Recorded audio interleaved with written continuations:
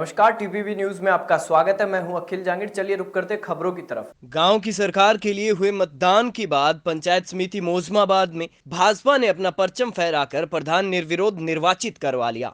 यहां से भाजपा की उगंता कुमारी सुक्रिया निर्विरोध प्रधान चुनी गई हैं। उन्होंने अपनी जीत का श्रेय भाजपा कार्यकर्ताओं, सांसद भागीरथ चौधरी, पूर्व विधायक डॉक्टर प्रेमचंद बैरवा और मंडल अध्यक्ष बिरदी चंद अहलावत को दिया। उन्होंने कहा कि गांव की सरकार के लिए मतदाताओं ने कांग्रेस सरकार और मौजूदा विधायक की कार्यशैली के विरोध में जमकर मतदान किया, जिससे विधानसभा की तीनों पंचायत समितियों पर भाजपा ने कब्जा जमा लिया। मौजूदा पंचायत समिति प्रधान परिषद चुना है, तो मैं मौजूदा पंचायत समिति 17 वार्डों सीटों में से 17 से 14 सीट भाजपा की विजय हुई है। उन्हें प्रत्येक गांव, प्रत्येक व्यक्ति के विकास में मैं कोई कसर नहीं छोड़ूंगी। जनता को साथ देकर, सबका साथ रहकर पूरी निष्ठा के साथ उनकी सेवा करूंगी। अलवर जिले में नीमूचाना के श्री लक्ष्मी नारायण भगवान मंदिर में सागरदास महाराज को चद्दर की रस्म के साथ महंत की जिम्मेदारी सौंपी गई। इस मौके पर विरुद्ध मंडल, रामश्याम मंडल, मंडल 32 और मंडल के 45 के प्रमुख महंत मौजूद रहे। सभी साधु संतों और ग्रामीणों के सानिध्य में महंत सागरदास महाराज को चादर ओढ़ाई। इस मौके पर भंडारे का आयोजन भी किया गया। जय नारायण व्यास विश्वविद्यालय जोधपुर के छात्र संघ अध्यक्ष रविंद्र सिंह भाटी अपने एक दिवसीय दौरे पर बानसूर पहुंचे। यहां छात्रों ने रैली निकाली। नारायणपुर रोड पर अग्रसेन भवन में भाटी का स्वागत किया गया। भाटी ने कहा कि कोरोना काल में कॉलेज बंद रहे, लेकिन छात्रों को फिर भी फीस देनी पड़ी। अनैतिक फीस वसूली के विरोध में 13 सितंबर को विधानसभा पर प्रदर्शन किया जाएगा। छात्र संघ अध्यक्ष ने इस प्रदर्शन के लिए युवाओं से जयपुर पहुंचने का आह्वान किया।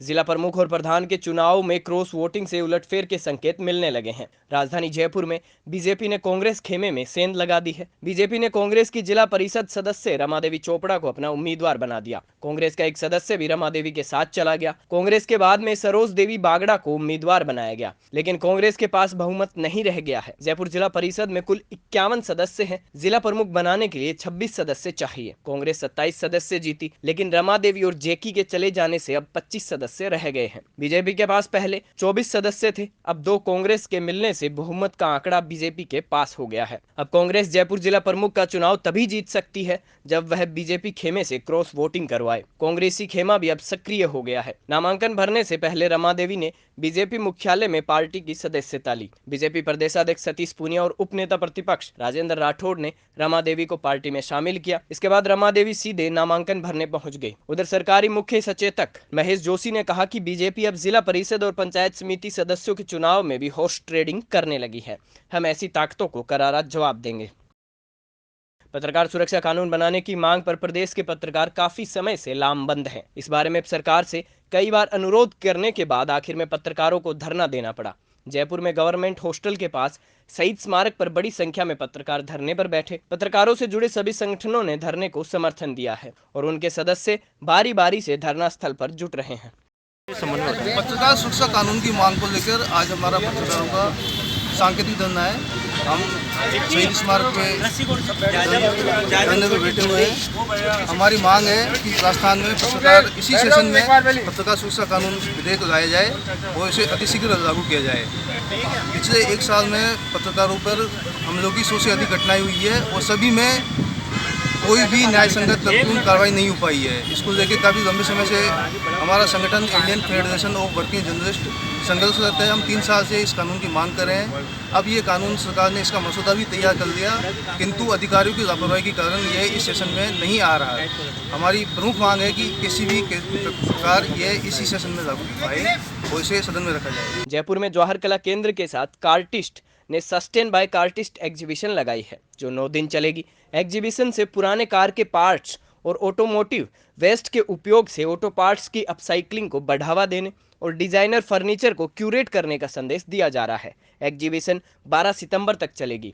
कला और संस्कृति मंत्री डॉक्टर BD कल्ला ने जवाहर कला केंद्र की अलंकार गैलरी में रविवार को इस एग्जीबिशन का उद्घाटन किया। उन्होंने कहा कि एग्जीबिशन में tyre, grill, hood, furniture, seat वगैरह का उपयोग सजावट की वस्तुओं की तरह भी किया जा सकता है। यह एग्जीबिशन एक बेहतरीन नवाचार है।